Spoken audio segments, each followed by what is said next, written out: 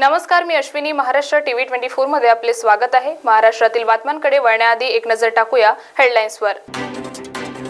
Chain snatching प्रकरणातील 2 आरोपींना रबाळे पोलिसांनी ठोकल्या बेड्या. पंतप्रधान नरेंद्र मोदी हे नागपूरहून थेट यवतमाळ येथील सभेच्या ठिकाणी जातील, अशोक चव्हाण यांनी दिली माहिती. आणि अग्निशस्त्र विक्री करणाऱ्या टोळीतील एका आरोपीला गुन्हे शाखेने ठोकल्या बेड्या. आता बातम्या सविस्तर.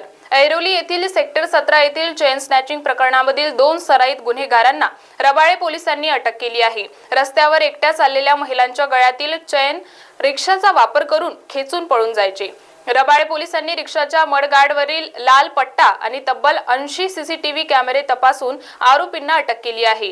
किसन थलारी आणि मोहसिन खान अशी या आरोपींची नावे असून त्यांनी केलेल्या 6 गुन्ह्यांची उकल करण्यात पोलिसांना यश आले आहे. पोलिसांनी आरोपींकडून चोरीसाठी वापरलेली रिक्षा, बाईक आणि चोरी केलेला सोन्याचा मुद्देमाल देखील जप्त केला असल्याची माहिती सहाय्यक पोलीस आयुक्त योगेश गावंडे यांनी दिली आहे. दिनांक 9 फेब्रुवारी रोजी महिला नामे सीमा मिश्रा या रबाळे पोलीस स्टेशनच्या हद्दीतल्या सह्याद्री अपार्टमेंट सेक्टर 17 ऐरोली येथे उभे असताना 2 जण रिक्षामधून आले.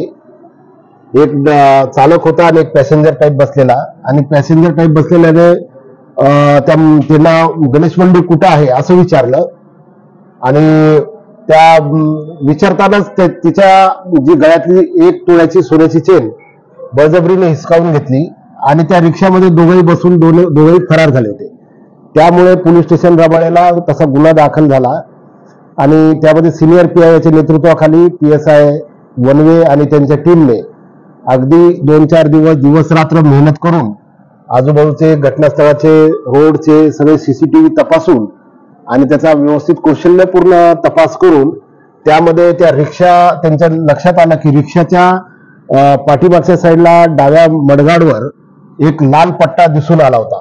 तर तो तेवढाच बरोबर त्याचा हे करून त्यांचा सगळ्या येण्या जाण्याचा मार्ग आणि सीसीटीव्ही वगैरे चेक करून सतत त्या भागात कंटिन्यू पाळत ठेवून अशा रिक्षाचा कौशल्यपूर्ण तपास करून त्यांनी शोध लावला आणि रिक्षा आणि रिक्षाच्या पॅसेंजरला रबाळे MIDC पोलीस स्टेशनच्या हद्दीमध्ये त्यांनी पकडून मग त्यानंतर पोलीस स्टेशनला आणून सविस्तर चौकशी केली. त्यामध्ये तो रिक्षा चालक आणि त्याचा पॅसेंजर हे दोघांनी यापूर्वी सुद्धा त्या पोलीस स्टेशन हद्दीमध्ये केलेल्या गुन्ह्यांची कबुली दिली. एकूण त्यांच्याकडनं 6 गुन्हे चेन स्नॅचिंगचे विशेष करून, कारण रबाळेमध्ये चेन स्नॅचिंगचे गुन्ह्याचं जास्त मध्यंतरी वाढ झाली होती. तर अशा प्रकारे ही एक उत्कृष्ट कामगिरी सिनियर PI रबाळे आणि त्यांच्या मार्गदर्शनाखाली PSI वनवे आणि त्यांच्या टीमने फार कौतुकास्पद कामगिरी केलेली आहे. हे दोन्ही आरोपी हे रिक्षा चालक आहेत आणि एक जण रबाळे पोलीस स्टेशनच्या हद्दीतला राहणारा, एक जण MIDC रबाळे पोलीस स्टेशनच्या हद्दीतला आहे.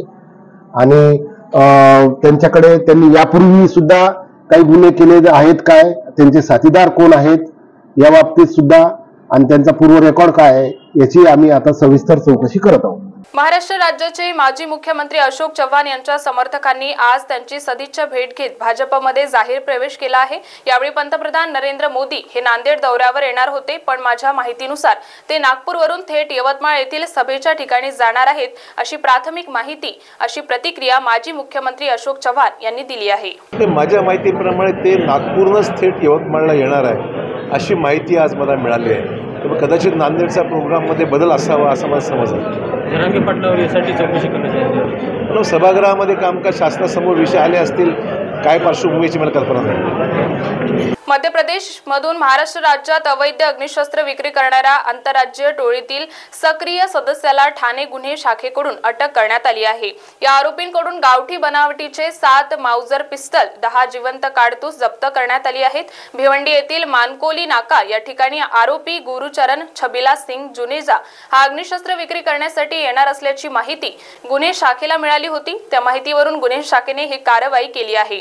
त्याचबरोबर गुन्हे शाखेने अजून एक कारवाई केली आहे. अंमली पदार्थ विक्री करणाऱ्या 4 आरोपींना गुन्हे शाखेने अटक केली आहे. पुढील तपास सुरू असल्याची माहिती पोलीस उपायुक्त शिवराज पाटील यांनी दिली आहे. येणारे जे काही लोकसभा इलेक्शन्स आहेत त्या अनुषंगानं माननीय पोलीस आयुक्त आशुतोष डुमरे सर यांनी आदेशित केलं होतं की अवैध शस्त्र विक्रीच्या विरोधात कारवाई होणं अपेक्षित आहे।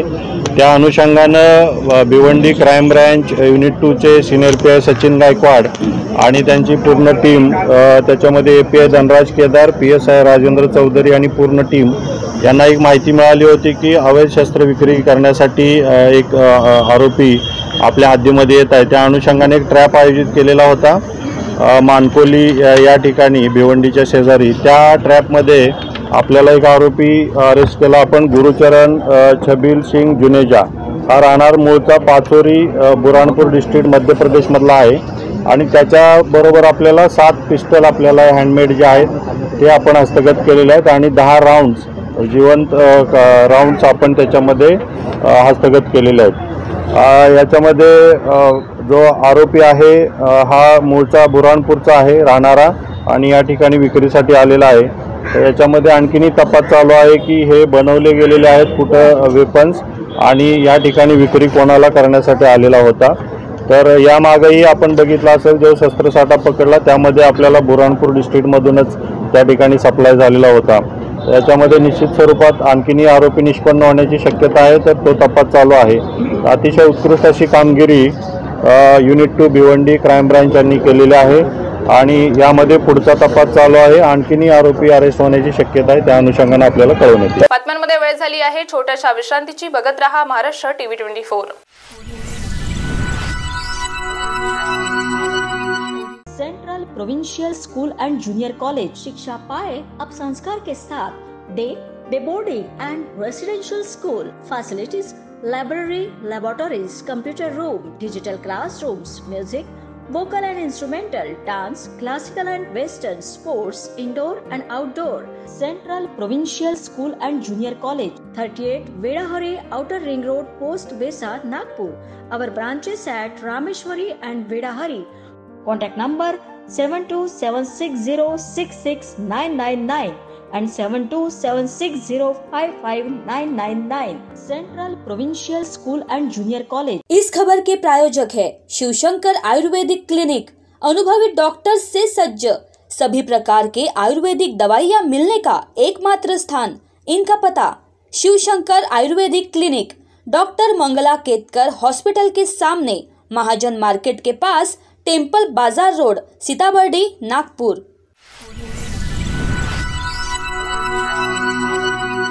विश्रांतीनंतर वळूया समोरील बातम्यांकडे। सरकार मराठा आरक्षण देण्यासाठी सकारात्मक असताना तरीही मनोज जरांगे पाटील यांनी 6 महिने आंदोलन सुरू ठेवलं। अधिवेशनातून मराठा आरक्षण दिलं असतानाही स्वतःच्या राजकीय महत्त्वाकांक्षासाठी मनोज जरांगे पाटील मराठा आंदोलनाचा उपयोग करत आहे, अशी प्रतिक्रिया भाजप नेते आशिष देशमुख यांनी दिली आहे।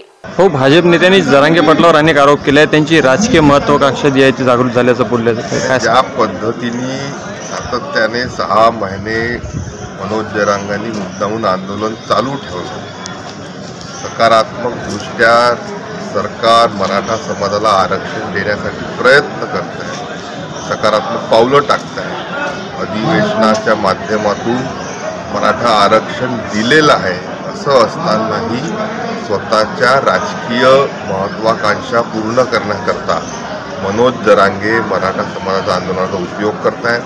आणि परवाच्या दिवशी ज्या पद्धतीने त्यांनी सन्मान्य देवेंद्रजी फडणवीस यांच्यावर वाईट शब्दामध्ये उल्लेख त्यांचा केला, त्या पद्धतीने हे आंदोलन स्वतःच्या एककल्लीपणामुळे महत्त्वाकांक्षा असलेले मनोज जरांगे वापरतायत, ही सर्व परिस्थिती पाहता नक्कीच आणि जे पाठबळ त्यांना मागच्या भागातून राजेश भैया टोपे असतील, किंबहुना महाविकास आघाडीमधला एक घटक पक्ष त्यांच्यासोबत उभा असल्यामुळे ही सर्व हिंमत ते करू शकले आहेत। मी असं म्हणेल की निवडणुकीच्या पर्यंत हे आंदोलन वाढवत न्यायचं हा मनोज जरांगेंचा प्रयत्न होता। तर शेवटी आता लोकसभेच्या निवडणुकीच्या उंबरठ्यावर आपण असताना बीड लोकसभा मतदारसंघातून महाविकास आघाडीच्या एका घटक पक्षाकडून मनोज जरांगे लोकसभेचे उमेदवार असतील, अशीच माहिती मला त्यानिमित्ताने मिळते। छत्रपती संभाजीनगर महानगरपालिका कार्यक्षेत्रात आयुष्यमान भारत प्रधानमंत्री जन आरोग्य योजनेचे लाभार्थींचे कार्ड बनवण्याचे काम आरोग्य विभागामार्फत राबविण्यात येत आहे। या योजनेअंतर्गत लाभार्थ्यांना आयुष्यमान कार्ड असल्यास प्रति कुटुंब प्रतिवर्ष 5 लाखापर्यंतचे मोफत उपचार या योजनेशी संलग्नित असलेल्या रुग्णालयात केले जातात। आरोग्य विभागामार्फत गेल्या काही दिवसांपासून 40 आरोग्य केंद्र, 12 आपला दवाखाना, आरोग्य वर्धनी केंद्र व कार्यक्षेत्रामधून आयुष्यमान कार्ड बनवण्याचे काम सुरू आहे। रेशन कार्ड, आधार कार्ड जर मोबाईल नंबरशी लिंक असेल तर आयुष्यमान कार्ड काढले जाते। जास्तीत जास्त नागरिकांनी आयुष्यमान भारत प्रधानमंत्री जन आरोग्य योजनेचे कार्ड काढावे असे आवाहन मनपा आरोग्य अधिकारी डॉक्टर पारस मंडलेचा यांनी केले आहे। प्रधानमंत्री Jan Arogya card, golden card जे आहे ते गोल्डन कार्ड काढण्याची मोहीम आरोग्य विभागाकडून सतत चालू आहे आणि जे काही आमचे सर्व आरोग्य कर्मचारी आहे, ANM आहे, सिस्टर आहेत, त्याच्यानंतर फार्मसी ऑफिसर आहे, MPW आहे, SFW आहे, हे सर्व आरोग्य कर्मचारी गोल्डन कार्ड करायचं काम त्यांचं दैनंदिन काम सांभाळून हे काम करत आहे आणि या कामाला मोठ्या प्रमाणात गती यावी याच्यासाठी आम्ही CSCचे जे जिल्हा प्रतिनिधी आहेत त्यांना विनंती करून आता पुढच्या 4 दिवसांमध्ये त्यांचे CSCचे VLE आमच्या सर्व आरोग्य केंद्रामध्ये आणि आपला दवाखाना जे आपले 5 आपला दवाखाना आणि आरोग्यवर्धनी 8 असे सर्व आरोग्यवर्धनी आणि आपला दवाखाना आणि आमच्या 40 UPSCमध्ये मोठ्या प्रमाणात PMJYचं कार्ड काढण्याचं काम या 4 दिवसामध्ये होणार आहे। तर माझी सर्व नागरिकांना विनंती आहे की सर्वांनी ते कार्ड जास्तीत जास्त काढून घ्या। पंतप्रधान नरेंद्र मोदी 28 फेब्रुवारी रोजी भारी येथील महिला बचत गटाच्या मेळाव्यासाठी येत आहे। या ठिकाणी भव्य सभा मंडप उभारण्यात आला आहे। 2 लाख महिला मेळाव्यासाठी आणण्याचे नियोजन करण्यात आले आहे। मंत्री गिरीश महाजन यांनी आज सभास्थळी सर्व समितीचा आढावा बैठक घेतली। या बैठकीला मंत्री गिरीश महाजन, पालकमंत्री संजय राठोड, जिल्हाधिकारी डॉक्टर पंकज आशिया, जिल्हा पोलीस अधीक्षक डॉक्टर पवन बनसोड, आमदार मदन येरावार व इतर आमदार उपस्थित होते।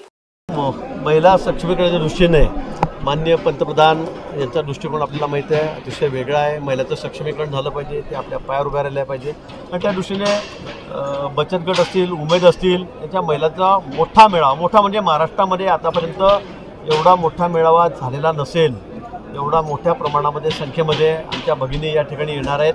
आपण बघता इथे तयारी बघून मला असं वाटतं की मी अनेक कार्यक्रम बघितले साहेबांचे, मी नियोजनाच्या ठिकाणी करायला होतो, पण सर्वात मोठा कार्यक्रम मला वाटतं हा यवतमाळला या ठिकाणी होणार आहे। मोठ्या संख्येमध्ये जवळपास 2 लाखाच्या वर महिला, 2-2.5 लाख महिला या ठिकाणी या कार्यक्रमाला येतील। त्याचं नियोजन सगळं या ठिकाणी झालेलं आहे, त्याच्या बैठकी झालेल्या आहे, ती सूक्ष्म असं नियोजन या बैठकीचं या ठिकाणी झालेलं आहे आणि उद्या शार्प 3 वाजता या सभेला या ठिकाणी सुरुवात होईल। अतिशय सुंदर असं नियोजन आम्ही या सभेचं केलेलं आहे आणि म्हणून मी सगळ्यांना आवाहन करेल आमच्या भगिनींना की सर्वांनी आणि पुरुष कार्यकर्ते त्यांनी मोठ्या संख्येमध्ये या सभेला हजर राहावं। बातम्यांमध्ये वेळ झाली आहे, इथेच थांबण्याची। बघत रहा महाराष्ट्र TV 24।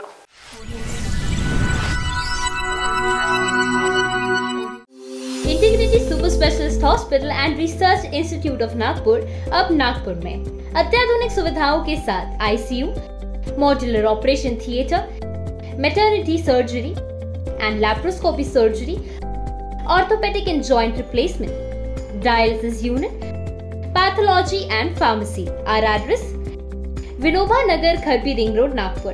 आवर कॉन्टैक्ट 8668792352 9801980100।